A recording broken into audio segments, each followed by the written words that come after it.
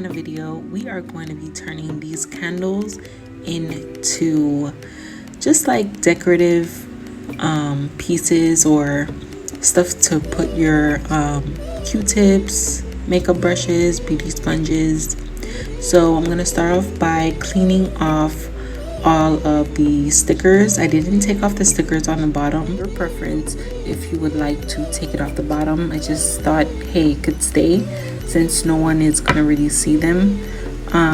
After that, I'm going to boil them in a pot of water and pour water in them.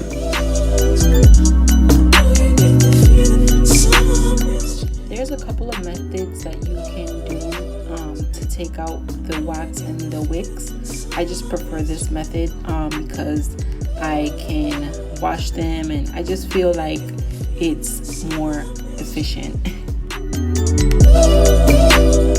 You guys can see all the wax is gone, but it does have some residue, so I'm gonna go in with my Brillo pad and just clean it lightly.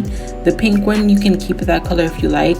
Just try not to scrub really hard because it will mess it up. But I am going to be spraying both of them.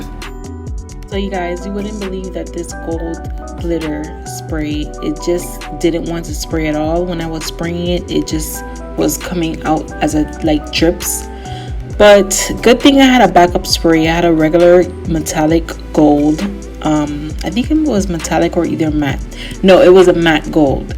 So I ended up spraying it matte gold all over and adding the glitter gold just to give it like a distressed look. Even though it wasn't coming out like a spray, it was dripping, I think it still came out really good.